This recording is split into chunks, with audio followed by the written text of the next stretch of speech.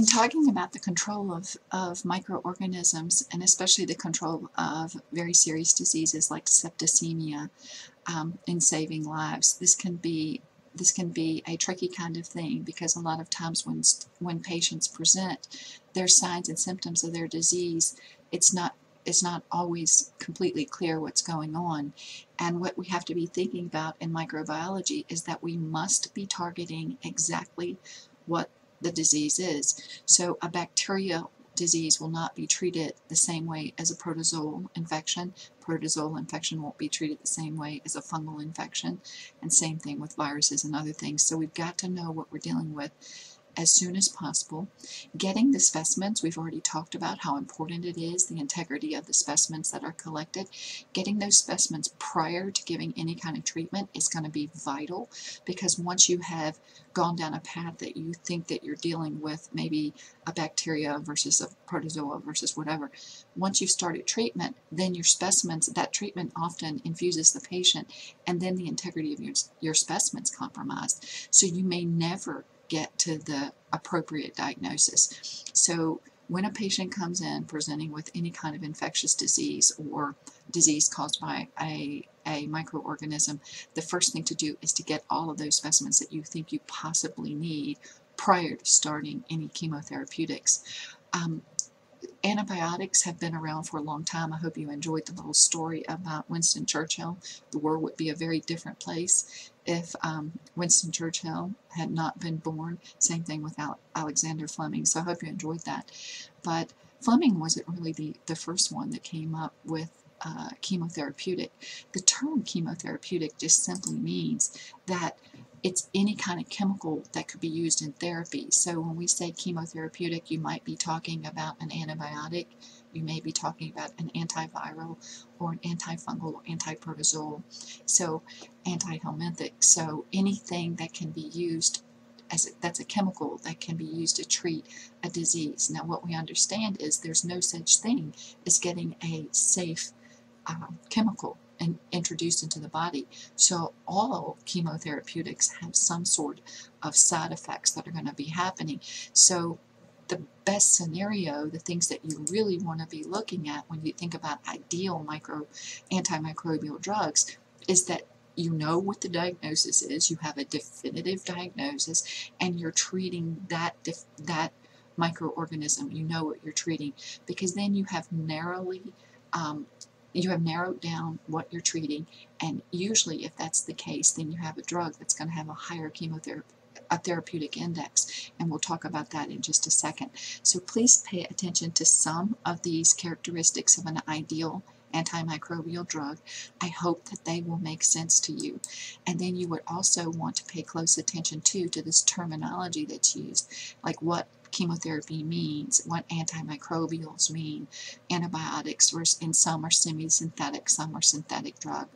Broad spectrum means that you are going to, this is typically what happens when someone comes in and they think that there may be an infectious disease that is a rapidly progressive infectious disease. They're going to get every specimen, collect every specimen they can before they start any IVs or intramural drugs. They're going to get those specimens, and then they're usually going to give a drug that's going to be able to target many different things. These broad spectrum drugs usually have pretty low therapeutic indexes, and now I've mentioned that a couple of times, so I want to make sure that I actually talk to you about that. And anyway, there's going to be a slide that you can look at. But when you think about therapeutic indexes, let's see if this doesn't make sense. If something has a really high therapeutic index, that's the goal of the drug you would want, because it means that it's going to target whatever you're treating, but not do very much harm to the actual host. So an example of that is if you had a drug that had a therapeutic index, that when you look at the drug, you look to see like what's the dose that's harmful to the host. If it had a dose that's harmful to the host of 10 milligrams per, whatever pill or whatever, and that was going to then be harmful to the host. If the amount that was going to be needed to treat the organism was also 10, the microorganism was also 10, and you divided what was harmful to the host by what was harmful to the microbe that you were targeting, you would get a number of 1. 10 divided by 10, so this is just making it easy, the math. If you have something that's got the number of 1 as a therapeutic index, this is really toxic to the host. What you would rather is a really high TI number, therapeutic index number. So you would want something that was maybe it was going to be toxic to the host at maybe 10 milligrams or 10 micrograms, but you could target and effectively treat your microorganism that the person had been diagnosed with maybe a 0.5 or a 1. So then if you did that, those two TIs would be at least 10, maybe even 20, so that's much higher than 1, isn't it? Anything lower than 1 is usually going to be incredibly harmful to the host. So unfortunately, you know, broad spectrum drugs oftentimes have to be started, and they do have lower therapeutic indexes. We know we're going to be harming the host when we give them, but we're so careful to make sure we're going to be treating whenever they maybe have, because that may kill them if we don't treat effectively. Now, as soon as all the culture results come back, as soon as you have your definitive diagnosis, then you can narrow down the drug, and you can, with the narrowing down the drug, the limiting the spectrum of the drug, you're usually raising the therapeutic index. So I hope that kind of made sense to you, that terminology, what a broad spectrum drug is, what a narrow spectrum drug is, what your goal is, which is to narrow the spectrum, and also how to briefly describe what a therapeutic index is and what type of therapeutic index you would want. You would want a high one because that's less toxic to the person, the patient. The origins of drugs, so the origins of these antimicrobial drugs have come from other bacteria, but also fungi, as we saw with Alexander Fleming. He did help us to discover penicillin, but even before that, Paul Ehrlich had actually given us salvarsan. That treated syphilis, which was considered to be, you know, just a horrific. Syphilis is still considered horrific, actually, but anyway, was a horrific disease back in the day, and many people actually succumbed to that and died from that. So these were two of the pioneers, Paul Ehrlich and then Alexander Fleming with penicillin. So they're derived from other bacteria, and they're derived from fungi, so they definitely serve their purpose for that. Now, starting treatment, as we said, oftentimes you're going to have to start with a broad spectrum, but then as soon as you get your organism, you're going to narrow it down. The two ways that we do, they're called susceptibility testing. There's two different ways. They're both based on minimum inhibitory concentrations of the drug that's needed to target that particular microbe. But the first one is called a Kirby-Bauer technique. The Kirby-Bauer technique, they take an agar plate. This is an agar plate that you're looking at. They've blown up a couple of these little discs so that you can actually see a picture of the plate. And you put your organism that's causing the disease, the pathogen, you put that pathogen, you spread it out on the agar plate so that the growth is confluent and is growing all throughout the plate. Within a few minutes after inoculating the plate, the entire surface of the plate with your pathogen, your patient's pathogen, you drop these discs, these little paper discs that have been impregnated with different antibiotics. And then you have to incubate it for 18 hours. After you incubate it, you'll see the bacteria, the pathogen's been growing on the plate, so it's growing on the plate. But what you look for is to see how close that organism will grow up to the discs that have been impregnated with these different antibiotics. Now, the distance that the organism is being killed is going to be then used to interpret whether that organism is susceptible or resistant to that particular drug. So if this organism that you're seeing that's growing kind of in a solid way, it looks kind of off-white here, if it were growing completely up to the disc, well, certainly we wouldn't want to be using the antibiotic that had been in that disc because it was doing nothing to inhibit the growth of that organism. But if the zone of inhibition is big enough, and we do measure it the next day at 18 hours, we measure it and it correlates with minimum inhibitory concentrations of the drug in the patient's serum. If it's considered to be large enough, that zone, then we can report back that that patient could be treated with that drug and it should be effective. That drug should be effective. So Kirby-Bauer is still used, is still widely used. in doing susceptibility testing and getting those results. But another test is called the MIC level. MIC stands for minimum inhibitory concentration. This is the smallest amount that is going to be needed to actually inhibit the organism in that particular patient. These are based on serum achievable levels of that drug. So MIC values are really also a very commonly used standard now in microbiology and in the microbiology labs. The thing with these tests, though, you can see it's going to take about a day to get the organism growing, figure out what the pathogen is, then have it isolated so that you can then run these tests, whether it's the Kirby-Bauer or these little microtube dilution tests, whichever it may be.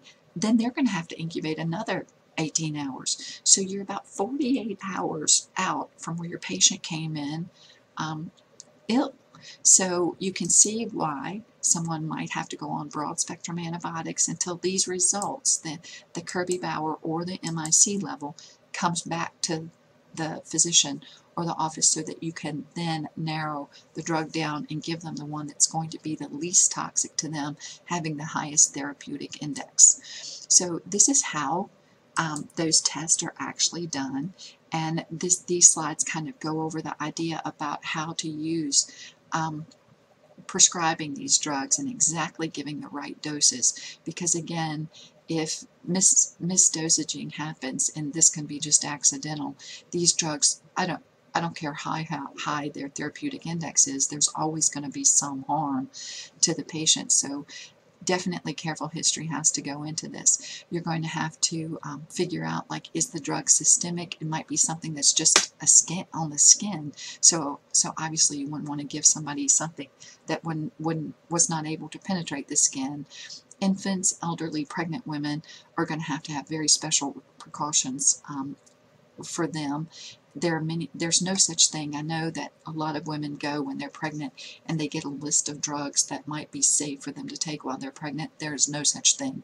Those lists probably shouldn't be given out because they're misleading. It makes women who think they're pregnant think that, okay, well, that was on my list, I can take it. There's no such thing as a drug that's completely safe and not going to be potentially harmful to a fetus. So people really have to keep that in mind. Okay, so those are just some of the topics that we've already talked about. I'm trying to go by your learning objectives and making sure that that I am giving you exactly what are on these learning objectives, trying to give them to you in language that may be a little bit easier to understand. At least hopefully that's my goal. Selective toxicity is talking about the idea that when you have a drug that you can actually use to selectively kill or inhibit just on the microorganism and not something that we as human cells have, then that's going to be a beautiful thing that you want to do. So for example, bacteria have cell walls, but our animal cells don't have cell walls. So we know that also in the kingdom and domain of bacteria, that those cell walls are made of peptidoglycan. Now, again, we don't have cell walls. So if the drugs that we can use to target at peptidoglycan layer of the cell wall of bacteria, that's going to be perfect because it's not going to have toxicity, or not as much toxicity to us as it would to them. And this is exactly the way penicillin works. So we really are trying to select out in these chemotherapeutic agents, trying to figure out what we can target that might be in the microorganism that's causing disease that will not be as toxic to us. So here are some drugs and some of their metabolic targets. These are going to be some that actually target the cell wall. We don't have time, but I am not going to ask specific questions about this. I just want you to know some drugs target the cell walls.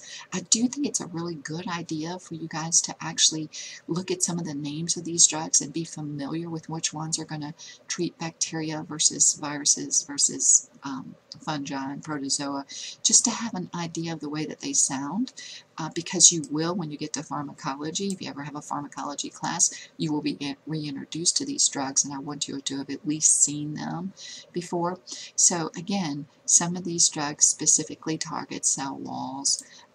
Some of them are actually going to target protein synthesis. A really cool thing about bacteria is that in protein synthesis, we said that it takes RNA, the molecule RNA, for protein synthesis. We actually talked about 3 different types of RNA. But what we know about RNA and bacteria is that it's different than our eukaryotic RNA. So again, this is a great way that pharmaceutical companies can use this information to target bacterial RNA because it is different from our own, the structure is, and that would make it less toxic for us while at the same time targeting the bacteria. So some drugs are actually going to target folic acid synthesis, which is necessary for the growth of any organisms, but again, these drugs are becoming a little bit more toxic to us at this point. Some of them target the DNA and specifically the RNA. So just different types of targets that we know for bacteria. I've already explained the broad spectrum versus the narrow spectrum concept to you, so I hope that makes kind of sense to you. Again, in looking at some of the spectrum of activity for antibiotics, they're not all created equal. So now we're saying, oh, it's really important that you know whether you're dealing with a bacteria, a protozoa, fungi, or a helminth, or whatnot. But now, even if you know it's bacterial, you have to know which bacteria. So getting that information as soon as possible is going to be really important, because as you'll see, there's some bacteria like gram-negative, gram-positive, chlamydia, which is a bacterium that actually is very different than the typical gram-positive and gram-negative. And then spirochetes, like rickettsias, these are going to be different as well. Mycobacterium, we said, is the genus that actually, we have the genus that causes, the species will cause tuberculosis, Mycobacterium tuberculosis, Mycobacterium avium intracellulare. But then there's also a species of Mycobacterium that causes leprosy, and that's called Mycobacterium leprae. So we had talked about this genus, Mycobacterium, is not being susceptible to the Gram's stains, the crystal violet, iodine, and safranin complexes, that you have to actually do a special stain called acid-fast staining technique.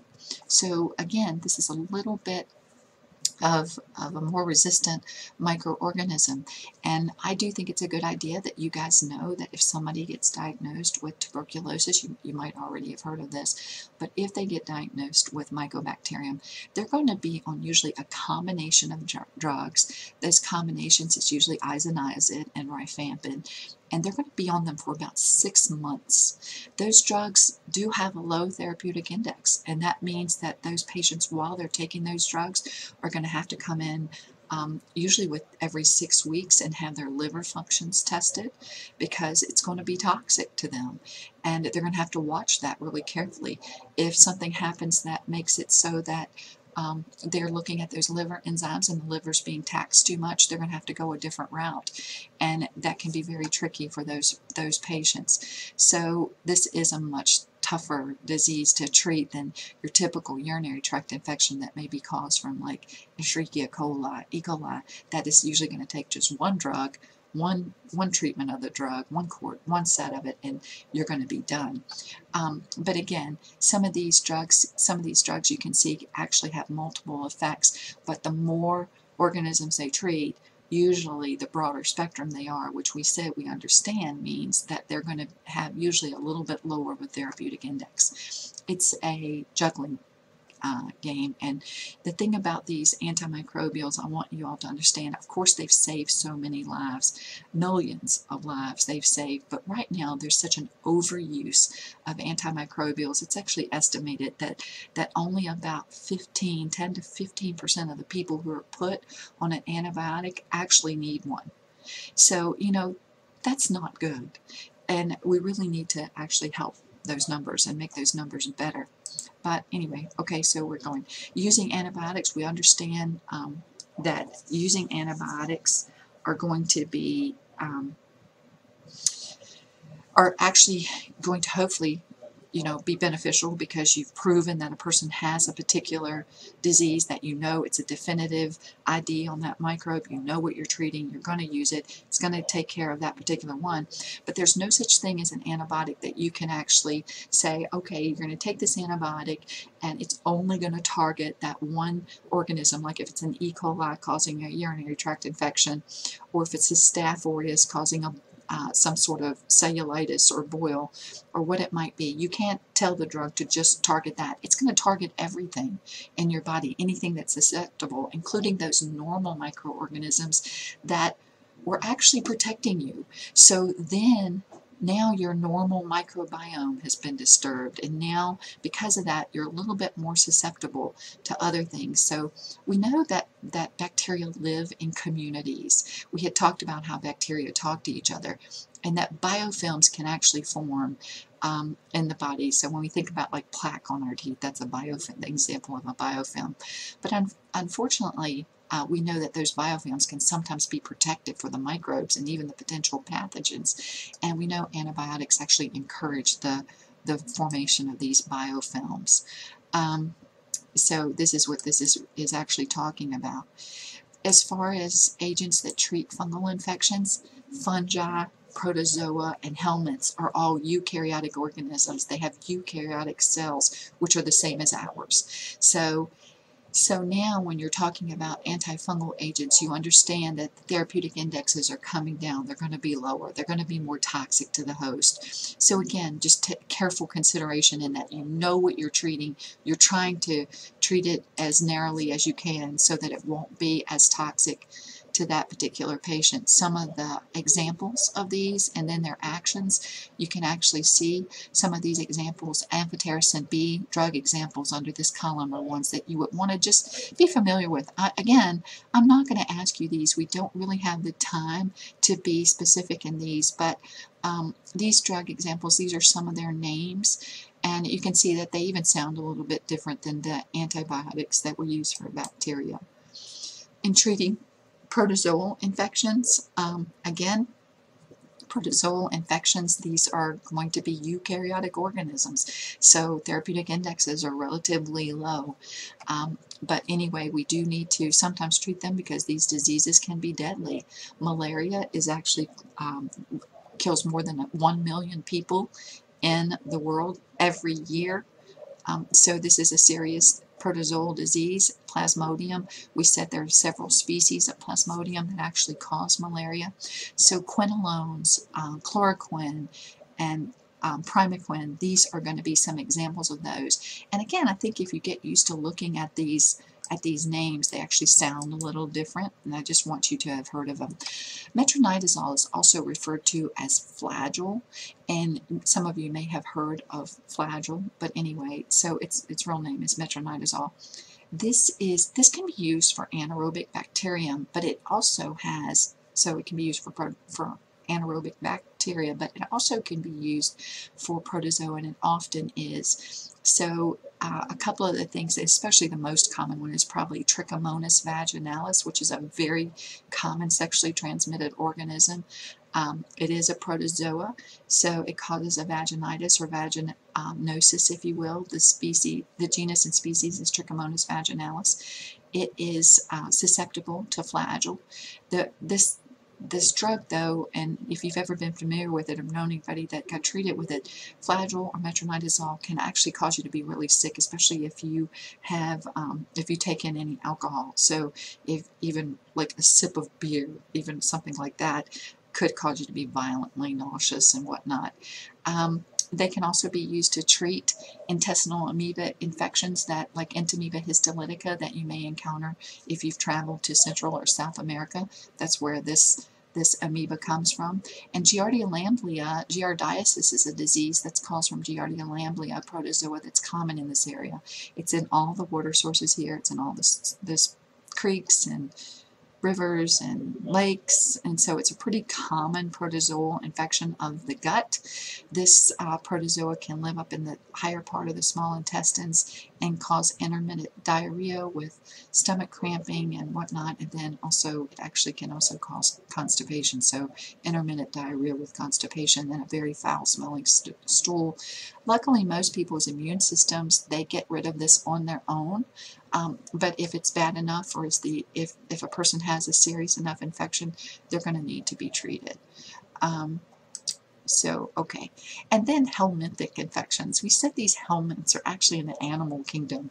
These are worms and flukes. And so, obviously, anything that's in our same kingdom that we are, again, treating these, we're trying to selectively treat, make selective toxicity so that we are treating something they have but that we don't have. But this becomes very hard with helminthic infections. So, again, the good news about a lot of these parasitic infections like worms is that sometimes they're self-limiting. Sometimes these worms will have lifespans that you would maybe have the worm for even a decade, up to a decade, sometimes less than that, but they can be self-limiting, sometimes not though. And if these worms are actually blocking any vital structures like intestinal regions or whatnot, they're going to have to be treated.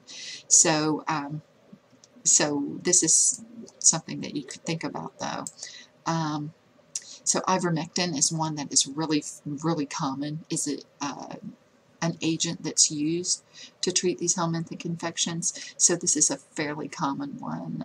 Parental is another one, but ivermectin is probably one of the most common ones for anti-helminthic infections. Antivirals. Antiviral infections. Antivirals, chemotherapeutics for viruses and viral infections.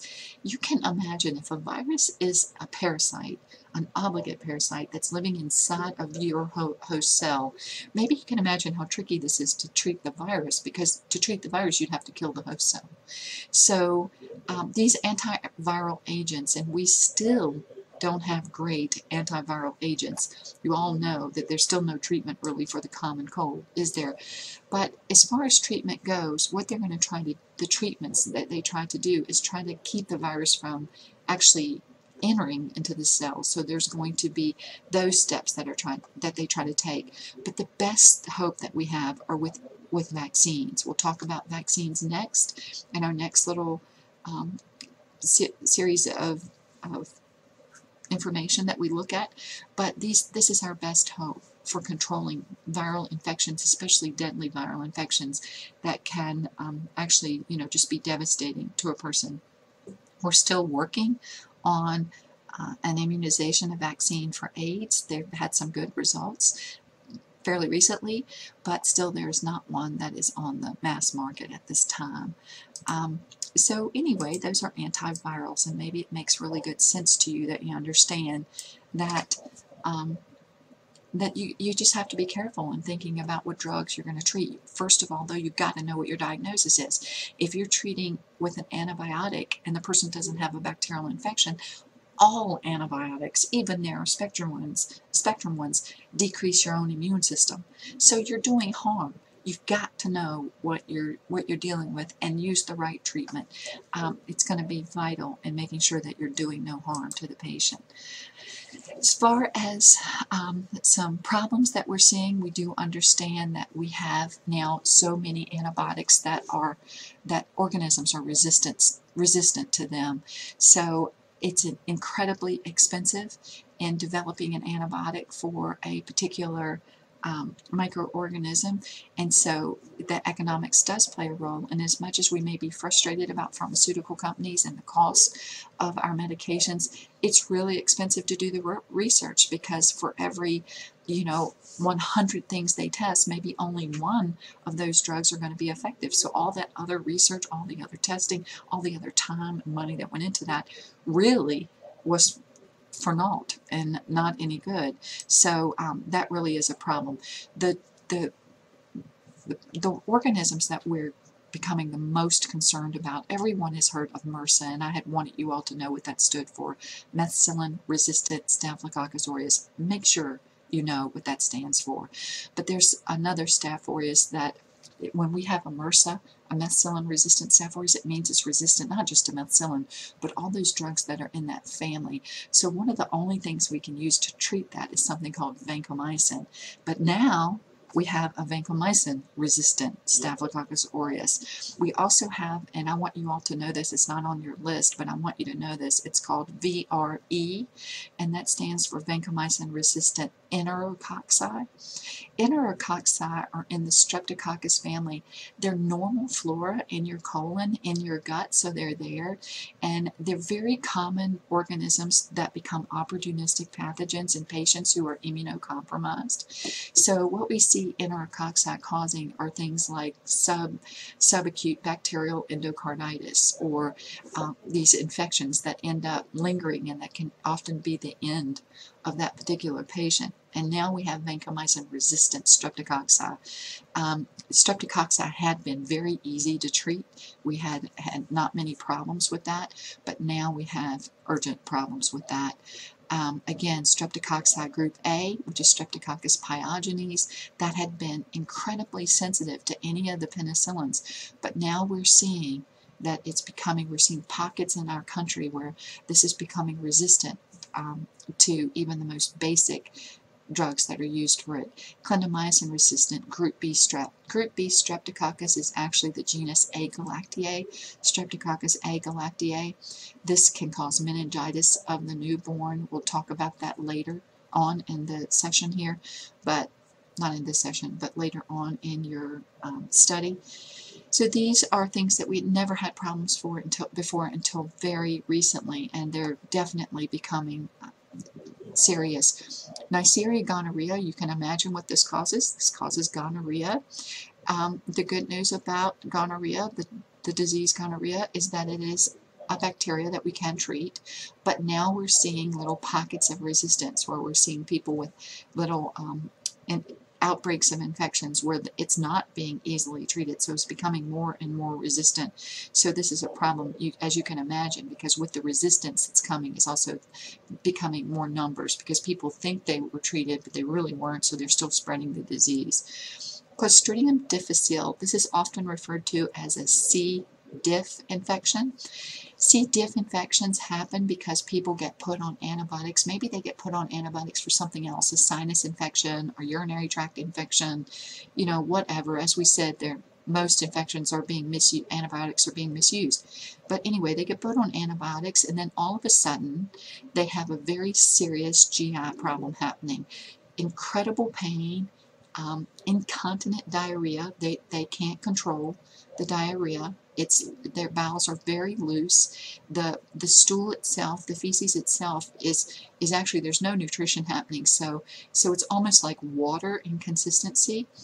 This bacterium is present in most people's colon. It's called Clostridium difficile, and it usually causes no trouble. And the reason it causes no trouble is because you have normal flora in your colon that's keeping those numbers down. But if you've taken an antibiotic, it's disturbed the normal flora balance, and this organism has a party. So it has a party in somebody's colon, and it starts literally, the person cannot keep anything down, or inside, if you will. So this is a very debilitating type of infection, this C. diff infection, and it can last for weeks. So it becomes really a problem. Some of you that are have worked in medicine, you know that this organism has a very distinctive smell, a very distinctive bad smell, but it is almost diagnostic. That odor is almost diagnostic of that person having a C. diff infection. So those are just some of the ones that I would want you to know about. Okay, some different approaches for antimicrobial therapy. We understand that if you look back at the little picture that I'd had, you see where a lot of antibiotics were discovered, 50, 40 years ago, but in the last couple of decades there's been almost none. No new ones discovered, and we really have a lot of resistance. So we've got to be thinking of new approaches to actually treating bacteria, because this is a serious kind of threat that's going on now. So other things like looking at iron and iron numbers and trying to target those capabilities, looking at RNA interference, because we said that the RNA of bacteria are very different than the RNA of our own cells, so this may be something that we can be looking at for that particular way to treat antibiotics. And then we can use viruses that specifically attack bacteria but don't attack our own cells. These viruses are called bacteriophages. I want you to know that term because we're using these more and more. It's already being used in European countries. So a bacteriophage is a virus that only attacks bacteria. So if we can actually genetically modify those bacteriophages, which we're already doing in genetic recombinant technology, if we can modify them and actually use them, they won't be harming our own cells, but we can actually use them to actually treat the bacterial infection that is going on in our body. These are just some of the newer things. I think most of you all have heard of probiotics, so this is becoming a big business actually. How effective some of these are, we don't quite know, but we do know, we don't have the data yet, but we do know that much of the problems that happen when we are taking chemotherapeutics of any kind is that it's upsetting our normal gardens, our normal flora, our normal balance of our organisms that are incredibly protective for us. We can't live healthy lives without them. So we try to, before we take any chemotherapeutic, we try to make sure that we're beefing up our own microbiomes, our own gardens. You can actually use the analogy of thinking about this is thinking about having a beautiful, if you picture the most beautiful garden you've ever seen with lots of different flowers, budding flowers, maybe greenery, whatever, but there's a few weeds in the garden, and having somebody go out there with Roundup and spray the entire garden with Roundup, what happens is obviously it's going to kill all the good stuff too, right? You may have gotten the weed or two out, but what we know is the weeds become resistant really quickly. So anyway, probiotics are a way of reestablishing your good garden, and it's a good thing to do. We know that one of the major ways you can use probiotics and prebiotics are actually trying to just eat a varied diet. And eating a varied diet of natural foods, fruits, vegetables, those types of fruits that aren't processed. Because the more processing that happens, the more you're taking out those natural microorganisms that we're supposed to be replenishing each day in our normal diet. So now, though, we do have companies that are making probiotics and that people can take. As far as reestablishing for C. diff infections that have happened in the large colon, reestablishing those, there's such a thing as fecal transplants where you take the microbes that are in normal feces, healthy feces, and try to do through enemas, reestablishing the feces within that.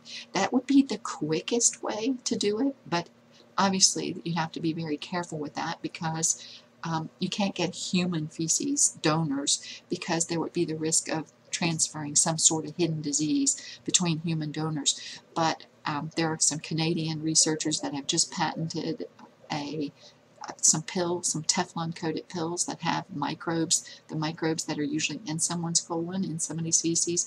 So taking the series of these pills, they can get through the stomach acid because they're Teflon coated, and hopefully they won't open up until they get to the colon. That's the idea of this.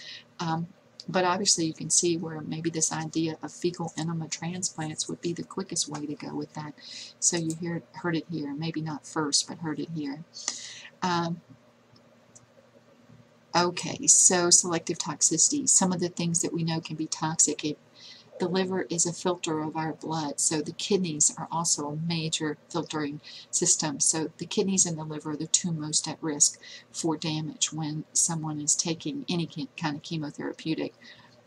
For example, even high therapeutic index drugs like ampicillin and penicillins, which really have very low toxicity to you, unless you're allergic, and then that's a whole nother topic. But anyway, they're really highly therapeutic, but they're concentrated in the kidneys. Some of those drugs are concentrated 100 times in the kidneys, because the kidneys are filters, and so is the liver.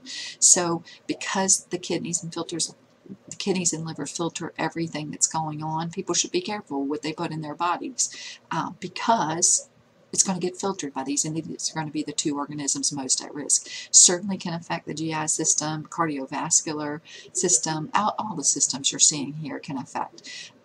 Some of you may even recall or know this, though probably you don't, it's past your time. But anyway, tetracyclines, the doxycyclines, they used to be used all the time in young people, but now they can't be because we know they discolor the teeth. So that class of antibiotics are not used on people that are under a certain age, and the reason being because it's going to discolor the teeth in such a way. So you can look at some of these that are from your book. We also know it's not just organs that we worry about. We know that some people are have allergies, and an allergic reaction can be a deadly reaction. So certainly the second exposure is going to always, second and subsequent exposures are always going to be worse than the initial. So this is a very serious thing to be looking for. Erythema multiforme is going to be like that rash or Hy-Vee rash that you see sometimes, but if this affects the airway, you're going to be talking about minutes that you have before intervention is going to have to happen, like opening up an airway or giving epinephrine, which can actually calm the airways and dilate those respiratory tracts so that you can get some air. But something's going to have to happen, because if it's gotten to anaphylactic stage, then it can be a deadly kind of reaction. Stevens-Johnson syndrome is another very awful syndrome that can happen because of allergies, where you're going to have mucous membranes that are going to be affected and lesions forming, and again, pretty serious reactions that you have to turn around quickly. So allergic reactions are not something to be considered lightly. So superinfections, these are going to be those microbes that used to be in really small numbers, like everybody has Staph aureus, don't we? But what happens is if the normal flora gets disturbed, then all of a sudden superinfections can happen, and somebody's own Staphylococcus aureus, they have a staph infection. It was not from a staff member, it was from their own Staphylococcus aureus, because a superinfection happens and it can become systemic, it can cause septicemia, and then then mortality rates are rising when that actually happens. So these are some examples of superinfections. We had talked about Staphylococcus aureus, but now we know that E. coli can actually stay, and sometimes people can stay. Candida albicans is a yeast infection, and it can actually become systemic, causing something called candidiasis. And then we had talked about C. diff. So this is an introduction into these chemotherapeutics that are necessary to treat people who have infectious diseases. I hope you have a healthy respect now for them. They should not be given without serious consideration for the side effects that they could cause, and patients that are on them should also be given an understanding of things to maybe to look for and to expect if they're given these drugs. Thanks.